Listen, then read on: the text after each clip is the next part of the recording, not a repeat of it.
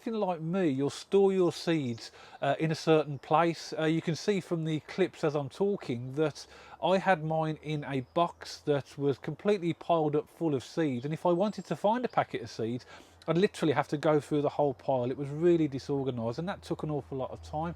So for a while I've been thinking about, well, how can I make that more efficient? Because it's not practical every time I want a packet of seeds to try and find them in that way.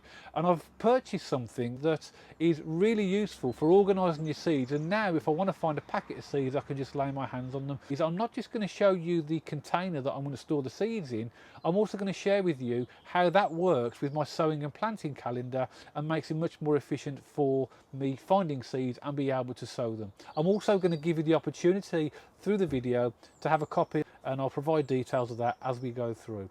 And if you do like this video, don't forget to give it the thumbs up, and if you want to subscribe to the channel for future videos on how to sow and grow fruit and veg and 1 or 2 recipe ideas, don't forget to press the subscribe button. Now, this is what I've purchased here. I've seen this on lots of other YouTube channels and in other places, and I've always resisted buying one, but now that I have, I'm really glad I bought it. I got this online. Cost me £25. You can probably get it slightly cheaper if you look around, but it does represent good value for money. It's a nice plastic handle case, so that makes it portable, so that when I want to come where I am today onto the allotment, I can just take it all out of the house with me and bring it, and everything is safe, secure and watertight. These are advertised as photo storage cases, so when we used to take lots of photographs before the digital age, people used to collect all their photographs and store them and catalogue them in these types of cases. Nice robust plastic. This is my sowing and planting calendar, which I'll come to in a minute and show you how that works and how you can get a free copy. Inside you've got 16 of these plastic cases that allow you to put whatever seeds in you want. So they're sealed as well and closed. In this one, as you can see, I have flowers, and what I've done, I've labelled them, the tops of each one, so I know what type of seeds they are. So if I wanted to look for a particular seed, I could just go to the case. So for example, I've got flowers, sweet corn and cucumbers, beetroots, lettuces, peppers, onions, herbs, beans, peas, etc. So it makes it much more efficient now. When I want to come try and find my seeds, I can just go to the case and locate them. Now, the best place to store your seeds is in a cool, temperate, dry location with very limited humidity.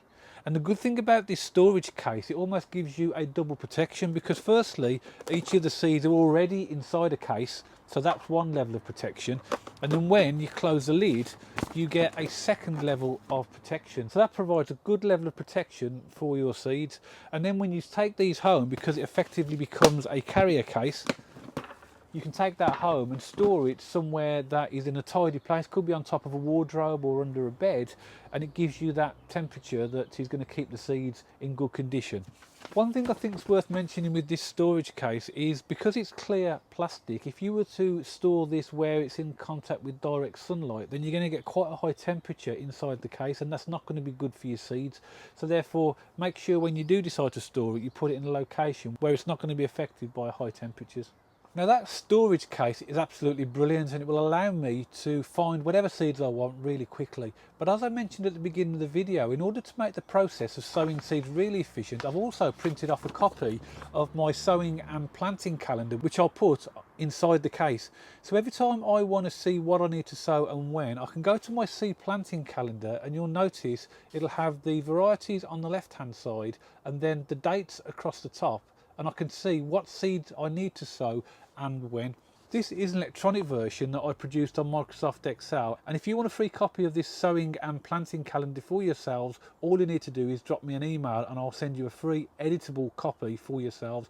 My email address will be in the comments below, and also when I send this to you, I'll send you a link to an instruction video to show you how to edit the calendar for yourself so that you can produce your own and you can print it off and put it inside your seed storage box. I will pop a link in the comments below of where I got this storage case from. I'm not affiliated to it, so I'll make no money from this. I just want to share with you where I got it from, so that if you want to purchase one, you can get one for yourself. I think being organised is a really important part of successful fruit, vegetable and flower growing, and organising your seeds like I've demonstrated today in a case like this will make a really big difference. You saw the pile of seeds that I had at the beginning of the video. Now if I want to locate seeds, it's really simple to do. Add on to that the sowing and planting calendar, and suddenly I've got an efficient system that allows me to find my seeds easily and plan when I'm going to sow them. And remember, you can have a free copy of the sowing and planting calendar yourself just by dropping me a quick email, and my email address is in the comments below. Now if you've got any comments or ideas in relation to the way that you store your seeds, or maybe even if you have different methods of recording your sowing and planting dates like my calendar, then pop them in the comments below. It'll be really useful for other people in the channel to share those ideas.